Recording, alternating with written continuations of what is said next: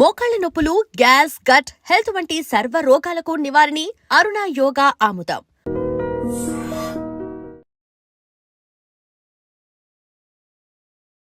Welcome to iDream media. So జనరల్గా HbA1c ఇదేంటంటే sugar ఎలా ఉంది అని చెక్ చేసుకోవడానికి చేసే టెస్ట్ అనమాట. అయితే మనకు తెలియని విషయాలు చాలానే ఉన్నాయి. దీని గురించి వివరాలు తెలుసుకుందాం. మనతో పాటు ప్రముఖ internal medicine specialist doctor Rajesh Ukkala గారు ఉన్నారు. డాక్టర్ గారు నమస్తే అండి. నమస్తే. డాక్టర్ గారు, జనరల్గా HbA1c ఇదే షుగర్ని నిర్ధారించే ఒక అఫీషియల్ టెస్టా? సో HbA1c అనేది one of the diagnostic criteria for sugar. అయితే మనందరికీ తెలిసిన విషయం ఏంటి, డయాగ్నోసిస్ ఆఫ్ డయాబెటీస్లో fasting sugar, post lunch sugar and HbA1c చాలా ఇంపార్టెంట్ రోల్ ప్లే చేస్తాయి. సో డయాగ్నోసిసే కాకుండా ప్రోగ్నోసిస్ అంటే ఎలా ఈ జర్నీ ఆఫ్ డయాబెటీస్ వెళ్తుంది అనేది చూసేదే ఈ HbA1c. అయితే దీన్ని గ్లైకోసిలేటెడ్ హీమోగ్లోబిన్ అంటాం. గ్లైకోసిలేటెడ్ హీమోగ్లోబిన్ అంటే షుగర్ అతుక్కోనున్న హీమోగ్లోబిన్, అంటే హీమోగ్లోబిన్కి సంబంధించిన ఒక ప్రక్రియ ఇది. అయితే మనకు అర్థమయ్యేటట్టు చెప్పాలంటే, ఇంటికి పెయింట్లు వేస్తున్నప్పుడు 4-5 కోట్లు వేస్తే కానీ బాగా బ్రైట్నెస్ రాదు అని చెప్తారు. అలాగే ఈ coating of haemoglobin with sugar molecule, అదే గ్లైకోసిలేటెడ్ హీమోగ్లోబిన్. సో నార్మల్గా ఒక ఎర్ర కణంకి సంబంధించిందే హీమోగ్లోబిన్. ఈ ఎర్ర కణం లైఫ్ స్పాన్ 120 days ఉంటుంది, 3 నెలలు. ఆ 3 నెలల యావరేజ్ సూచించేదే ఈ HbA1c. సో ఈ HbA1c కారణంగా మనకి లాంగ్ టర్మ్ షుగర్ కంట్రోల్ ఎలా ఉంది, 3 నెలల్లో ఎలా జరుగుతుంది. సో జనరల్గా నా ప్రాక్టీస్లో నేను గమనించేది ఏంటి, బ్లడ్ టెస్టులు చేయించుకునేటప్పుడు స్ట్రిక్ట్గా ఉండేసి ఏమి తినకుండా ఆ రోజు ఉదయం సాయంత్రం కరెక్ట్గా ఉందని చూపిస్తారు. కానీ వాస్తవానికి HbA1c చెక్ చేస్తే అసలు ఓవరాల్ ఎలా ఉండింది అనేది మనకి ఏర్పడుతూ ఉంటుంది. ఒక నార్మల్ పర్సన్లో 5.7 and below ఉంటే ఇది నార్మల్ కింద కన్సిడర్ చేస్తాం. 5.7 and below. Pre diabetic stage అనేది 5.7 నుంచి 6.4 వరకు ప్రీ డయాబెటిక్ స్టేజ్ కింద కన్సిడర్ చేస్తాం.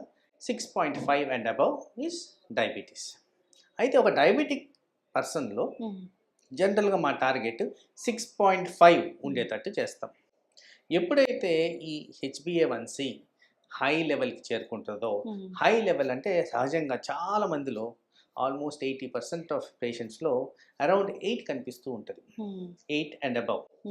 ఇది ఆర్గన్ డిస్ఫంక్షన్కి సంకేతం. 8 నుంచి పెరిగితే ఐడియల్గా 6.5 ఉండాలి.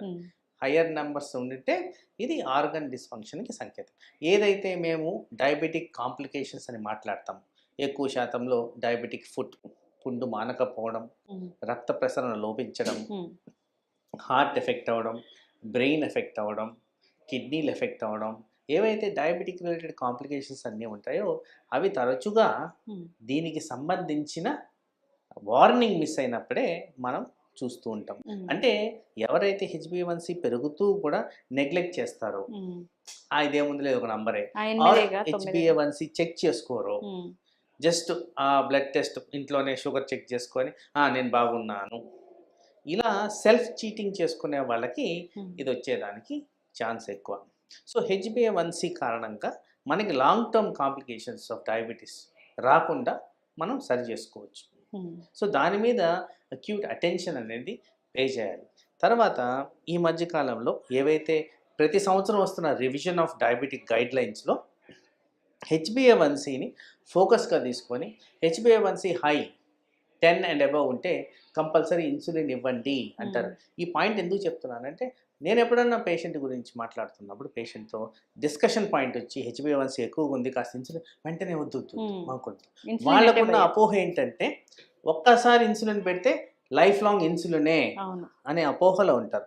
వాస్తవానికి టెంపరీకి కూడా ఇన్సులిన్ పెట్టి ఆ HbA1cని కాస్త కరెక్ట్ అయ్యే విధంగా చేసి, డ్యామేజ్ టు ఆర్గన్స్ కాకుండా చేసే విధంగా కాస్త రోజులు, మేబీ 3 months 4 months వాడిన తర్వాత దాన్ని ఇన్సులిన్ కూడా మానేదానికి అవకాశం ఉంటుంది. అది చాలా ఇంపార్టెంట్గా గ్రహించాలని చెప్పి నేను చెప్పదలుచుకున్నాను. డాక్టర్ గారు, ఇప్పుడు HbA1c బట్టే మీరు మందులు రాస్తారా? HbA1c ఇంత ఉంటే మందులు, లేదా ఫాస్టింగ్ పోస్ట్ దాన్ని బట్టి మందులు రాస్తారా? చాలా ఇంపార్టెంట్ క్వశ్చన్ అడిగారు. HbA1c ఒక్కదాన్ని పెట్టుకొని మందులు డిసైడ్ చేయాలి. సో ఈ మధ్యకాలంలో ఇదివరకు మనం కూడా డిస్కస్ చేసిన point continuous glucose monitoring, CGM. ఈ గ్లూకోజ్ మానిటరింగ్లో ఏం తెలుస్తుందంటే ఎక్కడ ఏ పద్ధతుల్లో షుగర్ పెరుగుతుంది, ఏ కారణంగా పెరుగుతుంది అనేది 24 గంటల్లో ఒక గ్రాఫ్ అనేది మనకు వస్తుంది. సో ఈ గ్రాఫిక్ రిప్రజెంటేషన్లో నేను ఎక్కడ కాన్సన్ట్రేట్ చేస్తే షుగర్ అదుపులోకి వస్తుంది, ఉదయం మధ్యాహ్నం రాత్ర. అండ్ నేను ఎప్పుడు చెప్తున్నట్టే షుగర్ అనేది ఒట్టి మెడిసిన్తోనే కంట్రోల్ కాదు, దీంట్లో చాలా రకాల ప్రక్రియలు ఇన్వాల్వ్ అయి ఉన్నాయి. మనం చేసే ఎక్సర్సైజ్, మనం పోయే నిద్ర, మనం తినే డైట్, ఇవి చాలా క్రూషియల్ రోల్స్ ప్లే చేస్తాయి. కాబట్టి ఒక మెడిసిన్ మీదే కాదు. అందుకోసమే CGM వచ్చినప్పుడు ఏం అర్థమవుతుందంటే ఎలా మన షుగర్ ఫ్లక్చుయేషన్స్ జరుగుతున్నాయి, మనం తిన్నప్పుడు ఏం జరుగుతుంది, మందులు ఏ విధంగా కంట్రోల్ చేయగలుగుతున్నాయి, ఇదంతా ఇన్ఫర్మేషన్ అయితే వస్తుంది.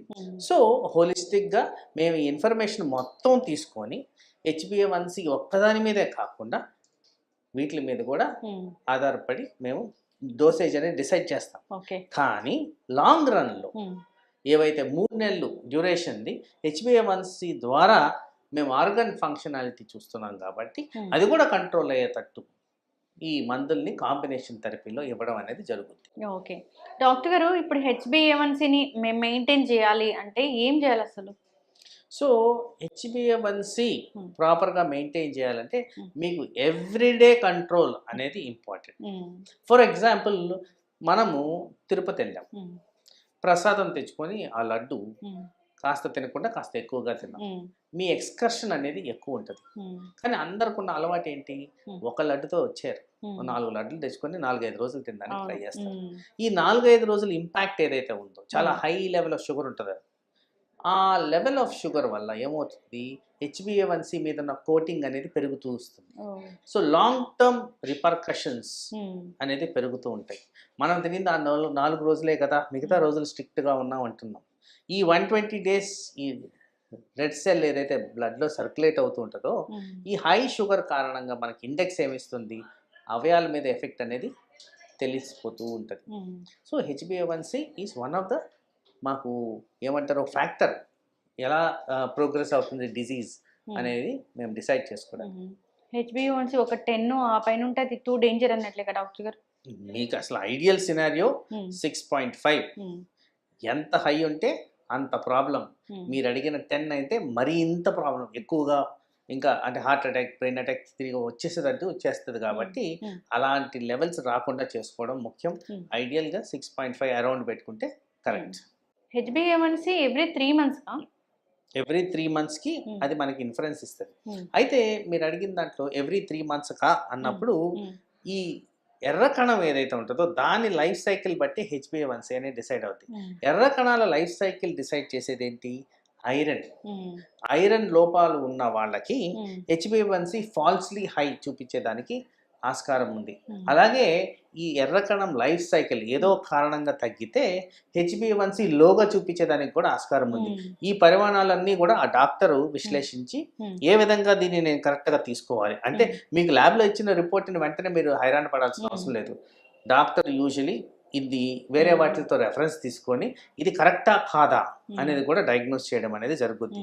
పర్టికులర్గా ఎవరికైతే కొత్తగా షుగర్ డయాగ్నోస్ అవుతుందో వాళ్ళలో HbA1c ఒకటి పట్టుకొని డయాగ్నోస్ చేయడానికి ఉండదు, వేరే ఫ్యాక్టర్స్ కూడా మేము కన్సిడర్ చేస్తాం. ఈ మధ్య కాలంలో కొత్త రకాల బ్లడ్ టెస్ట్లు, ఇన్సులిన్ లెవెల్స్ ఎలా ఉన్నాయి, హోమా IR టెస్ట్ అనేది ఒకటి వచ్చింది, అది ఎలా ఉంది, తర్వాత CGM ఎలా ఉంది, ఫాస్టింగ్ పోస్ట్ లంచ్ ఎలా ఉంది, సిరీస్ ఆఫ్ టెస్ట్లు ఉన్నాయి. కాబట్టి వీటి మీద మనం డయాగ్నోస్ చేయడం అనేది జరుగుతుంది. ఒక sugar patient post lunch, fasting, post HbA1c, insulin ఎలా ఉంది అనే టెస్ట్ కూడా ఉందా? ఇంకా ఇన్సులిన్ లెవెల్స్ ఎలా ఉంది అనేది హోమా IR ఇండెక్స్ అనేది ఒకటి ఉంది, అది కూడా ఇన్సులిన్ రెసిస్టెన్స్ ఎలా డెవలప్ అవుతుంది అనేది కూడా చూపిస్తుంది. సో వివిధ రకాల టెస్ట్లు, so much of newer techniques అనేవి వస్తూనే ఉన్నాయి. ఈ టెస్ట్లన్నీ చేయించుకోవాలి. జనరల్ గా కూడా ఈ టెస్ట్లన్నీ ఎందుకు, ఇన్ని టెస్టులు రాశారు ఎందుకు, డాక్టర్ల మీద అబాండాలు వేస్తూ ఉంటారు. కానీ రాసింది ఎవరి కోసం అనేది మనకు అవగాహన ఉండాలి కదా. ఇప్పుడు ఒక డోసేజ్ ఆఫ్ టాబ్లెట్స్ వాడుతున్నారు, వాళ్ళకి HbA1c ఇప్పుడు ఎక్కువ ఉన్నప్పుడు ఈ టాబ్లెట్స్ రాస్తారు. నెక్స్ట్ వాళ్ళకి HbA1c తగ్గిపోయింది అంటే ఒక 3 months తర్వాత, అంటే డోస్ తగ్గిపోతుందా? సో బేసిక్లీ హెచ్బిఏవన్సి టార్గెట్ నేను ఇందాక చెప్పాను చూడండి 6.5 అరౌండ్, అలా కాకుండా 6.5 బిలో వచ్చి హైపోగ్లైసీమియా సిమ్టమ్స్ వస్తుంటే డోస్ తగ్గిస్తాం. నా టార్గెట్ వచ్చేసింది కదా అని డోస్ తగ్గించను. టార్గెట్ ఎందువల్ల వచ్చింది? వాడడం వల్ల మనం వాడిన మందుల మూలాన వచ్చింది. ఆ మందులు తీసేస్తే మళ్ళీ పెరుగుద్ది కాబట్టి ఆ విధంగా టార్గెట్కి వస్తే టార్గెట్ మీద ఆ మందులు కంటిన్యూ చేయడం అనేది జరుగుతుంది. ఇప్పుడు ఎప్పుడైనా వీళ్ళు మెయింటైన్ చేయట్లేదు సరిగా షుగర్ లెవెల్స్ అన్నప్పుడు అది అన్ని అవయవ ఆర్గాన్స్ మీద ఇబ్బంది అనేది చూపిస్తుంది. ఆ డాక్టర్ గారు జనరల్గా కూడా సీజిఎం అంటే కూడా అందరూ అదేదో పిన్ను అదేదో పెడతారు అట్లా భయపడుతూ ఉన్నారు. దాని గురించి ఏం చెప్తారు? సో ఇది చాలా సింపుల్ డివైస్ అండి. ఒక స్టిక్కర్ పెట్టినట్టే అనిపిస్తుంది మనకి. చేతి భాగం మీద పెడతారు. సో దానివల్ల భయపడాల్సిన అవసరమే లేదు. దానివల్ల బెనిఫిషియల్ ఎఫెక్ట్స్ చాలా ఉంటాయి. చాలా మంది అంటారు నేను డైట్ ప్రాపర్గా తీసుకుంటున్నాను, మీరు చెప్పిన అన్ని ఫాలో అవుతున్నాను, అయినా కానీ నాకు షుగర్ పెరుగుతుంది. ఇలాంటి ఇన్ఫర్మేషన్ సీజిఎం ద్వారా చాలా ఈజీగా వస్తుంది. ఏ టైంలో పెరుగుతుంది, ఏ కారణంగా పెరుగుతుంది అనేది అనలిటికల్గా డాక్టర్కి చాలా హెల్ప్ఫుల్గా ఈ సీజిఎం అనేది పనిచేస్తుంది. కాబట్టి ఆ విధంగా పేషెంట్కి బెనిఫిట్ అవుద్ది. కాబట్టి ఎవెన్చువల్లీ ఏమవుతుందంటే మేము కరెక్టివ్ మెజర్స్ తీసుకొని ఎక్కడ ఏం చేస్తే కరెక్ట్ అవుద్ది అనేది కూడా మాకు గైడెన్స్ వస్తుంది. కాబట్టి సీజిఎంకి చాలా important role in the management of diabetes. Long టర్మ్లో హెచ్బిఏవన్సి కూడా ఇక్కడ మన కంట్రోల్లో వచ్చేస్తుంది. కాబట్టి ఆ విధంగా అవయాల మీద ఎఫెక్ట్స్ పడకుండా, కాంప్లికేషన్స్ రాకుండా, కాంప్లికేషన్స్ ఫ్రీ డయాబెటీస్ని మెయింటైన్ చేయడమే మా లక్ష్యంగా మేము మెయింటైన్ చేస్తాం. ఇన్సులిన్ తీసుకుంటే అసలు కాంప్లికేషన్స్ రావు, షుగర్ కూడా పెరగదు. కాంప్లికేషన్స్ రావు అంటే ప్రాపర్ పద్ధతులు. ఇన్సులిన్ దగ్గర కూడా చాలా అపోహలు ఉన్నాయండి. తీసుకునే విధానం ఎక్కడైనా తీసుకోవచ్చు శరీరంలో అనేది ఉంది. దానికి ఒక స్ట్రిక్ట్ గైడెన్స్ ఉంది. ఏ పార్టీలో తీసుకోవాలనేది మీ డాక్టర్ గారిని అడిగితే క్లియర్గా చెప్తారు. ఏ విధంగా తీసుకోవాలి, ఇన్సులిన్ ఏ విధంగా స్టోర్ చేయాలి, ఇవన్నీ కూడా క్లుప్తంగా తెలుసుకొని ఆ విధంగా చేస్తేనే ఇది మనకి సరిగ్గా బాడీలో ఎక్కుతుంది. టాబ్లెట్స్, ఇన్సులిన్ ఏది best? Always insulin is best. కానీ needle phobia, inertia of insulin మేము మెడికల్ టర్మ్స్లో వాడేది. దాని కారణంగా ఎక్కువగా ఇన్సులిన్ వాడలేకపోతున్నాం. కానీ ఇప్పుడు వచ్చిన ఆధునిక మెడిసిన్స్ చాలా పవర్ఫుల్ ఉన్నాయి కాబట్టి, చాలా విధాల బెనిఫిషియల్స్ ఉన్నాయి కాబట్టి ఎస్ అవి కూడా బాగానే పనిచేస్తున్నాయి. ఇప్పుడు మౌంజారో, ఇంక్లిజరాల్ కూడా డయాబెటీస్ కోసమేనా? ఎస్, ఈ రెండు ఎన్ని రోజులకు ఒకసారి తీసుకోవాలి? అది యూజువల్లీ ఇప్పుడున్న గైడెన్స్ ప్రకారం వారానికి ఒక్కసారి, ఎవ్రీ వీక్ ఒకసారి. దానికి డోసెస్ పెంచుకునే విధంగా మీ అవసరాన్ని బట్టి డిసైడ్ చేయడం జరుగుతుంది. అది కూడా డాక్టర్ దగ్గర వచ్చి తీసుకోవాలి. అంటే ప్రిస్క్రిప్షన్ అనేది మేము ఇవ్వడం జరుగుతుంది. ఇంట్లో ఉంటే తీసుకోవచ్చు. ఇప్పుడు మెడికల్ షాప్కి వెళ్ళి కూడా తీసుకొని డైరెక్ట్గా ఒబెసిటీ తగ్గించుకోవచ్చు, డయాబెటీస్ తగ్గించుకోవచ్చు అనేది నడుస్తుంది డాక్టర్ గారు బయట. Generally not advisable. బికాస్ అది సైడ్ ఎఫెక్ట్స్ ఏంటి, మీ ప్రొఫైల్కి సరిపోద్దా లేదా, కొన్ని కండిషన్స్లో పర్టికులర్గా thyroid cancer, pancreatic cancer, pancreatitis అనే కండిషన్, ఇలాంటి వాటిల్లో ఇట్లాంటి మంజోరో లాంటి డ్రగ్స్ వాడకూడదు. కాబట్టి మీరు డాక్టర్ని కలిసి ఆ ఎక్స్పర్ట్ ఒపీనియన్ ద్వారా ఎంత డోస్ తీసుకోవాలనేది డిసైడ్ చేసుకోవడం మంచిది. అంటే పేషెంట్స్ వచ్చినప్పుడు ఇప్పుడు కొత్త ఇంజెక్షన్స్ వచ్చాయి తీసుకోవచ్చా డాక్టర్ గారు, ప్రిస్క్రైబ్ చేస్తారని అడుగుతున్నారా? జనరల్గా అడుగుతున్నారు. అక్కడ ఫ్యూ థింగ్స్, ఫైనాన్షియల్ ఆస్పెక్ట్ కొద్దిగా ఎక్స్పెన్సివ్ ఉంది. తర్వాత రెగ్యులర్గా వేసుకోవాలి. అంటే ఈ ఇంజెక్షన్స్ వచ్చిన బెనిఫిట్స్ ఏవైతే ఉంటాయో ఆ ఇంజెక్షన్ వాడినంతసేపే ఉంటాయి. అవి మానేస్తే రివర్సల్ అనేది చాలా హై ఛాన్సెస్ అనేది ఉంది. తర్వాత కొంతమందిలో కాస్త గ్యాస్ట్రో ఇంటెస్టైనల్ సిమ్టమ్స్, అంటే జీర్ణాశయానికి సంబంధించిన symptoms like vomiting, diarrhoea, constipation, కడుపులో నొప్పి, ఇలాంటివి రావడం జరుగుతుంది. కాబట్టి ఇవన్నీ గమనించుకోవాలి. కాబట్టి ఇది డాక్టర్ సలహాలు, సూచనల ద్వారా తీసుకోవడం అనేది ముఖ్యం. చక్కటి ఇన్ఫర్మేషన్ డాక్టర్ గారు. తెలీదు నాకు ఆ మౌంజారో ఎలా పనిచేస్తుంది, ఏంటి, ఈ టాబ్లెట్స్ ఉన్నాయి కదా ఇవే వేసుకోవచ్చా అనే వాటి గురించి కన్ఫ్యూజన్ ఉంటుంది. కాకపోతే కొత్త మందు వచ్చింది దాన్ని ట్రై చేద్దాం అనుకునే వాళ్ళు కూడా ఉంటారు. వీక్లీ వన్స్ కాబట్టి అది మనకి తీసుకుంటే సరిపోతుంది. కానీ పూర్తి స్థాయిలో షుగర్ని తగ్గిస్తుంది అంటే అది కూడా లేదు కదా, అది కూడా మెయింటైన్ చేయడమే కదా. ఇప్పుడు ఈ మందులు, ఈ ఇన్సులిన్ ఎలాగో ఈ మౌంజారో కూడా వీక్లీ వన్స్ అలాగే డాక్టర్ గారు? కంప్లీట్గా డయాబెటీస్ని అయితే రివర్స్ చేయదు. ఊబకాయని తగ్గిస్తుంది, షుగర్ని అదుపులో ఉంచుద్దే. కానీ అది కూడా అది వేసుకున్నంత వరకే దాని బెనిఫిట్స్. అది మానేస్తే రివర్సల్ అనేది చాలా హై ఛాన్సెస్. ఇక్కడ ఊబకాయం మెయిన్ టార్గెట్. కాంప్లికేషన్స్ అయితే ఉన్నాయి. రిలేటెడ్ అడ్వర్స్ ఈవెంట్స్ అయితే ఉన్నాయి. అవి తక్కువే కానీ డాక్టర్ని సంప్రదించి తీసుకోవడం అనేది ముఖ్యం. చక్కటి ఇన్ఫర్మేషన్ డాక్టర్ గారు. HbA1c అనేది ఒక మంచి టెస్ట్, దాన్ని చేయించుకోవాల్సిందే డాక్టర్ చెప్పినప్పుడు. 3 నెలలకు ఒకసారి దాన్ని చేస్తారు. సో దాన్ని బట్టి మందులు రాస్తారా అంటే డిపెండ్స్ ఆన్ వాళ్ళ కండిషను. ఇంకొకటి CGM అని కూడా ఉంటుంది, దాన్ని బట్టి మందులు రాయడం అనేది జరుగుతుంది. అందరూ దీన్ని ఫాలో అవ్వాలని కోరుకుందాం. చాలా చక్కటి ఇన్ఫర్మేషన్ అండి, ధన్యవాదాలు. And for more videos, Please subscribe to iDream. Please subscribe to iDream. Please subscribe iDream. And please subscribe to iDream. For more videos, subscribe to iDream. please like, share, and subscribe to the channel. Congratulations, iDream. subscribe to iDream. Subscribe to iDream. So subscribe to iDream Media. iDream की iDream team अंदर की huge congratulations. Please subscribe iDream Media. Please subscribe to iDream. Subscribe iDream. Please subscribe to iDream. iDream అంటే నా కళల ఛానల్ను subscribe చేసుకున్న నోరు తిరుగుతలేదు, మీరైతే గంట గుర్తు కొట్టండి. For more such videos, please subscribe to iDream. Subscribe to iDream. Please subscribe to iDream. Please subscribe iDream Media. Please do subscribe to iDream. Please subscribe to iDream Media. For best entertainment and information, please subscribe iDream. And don't forget to subscribe to iDream.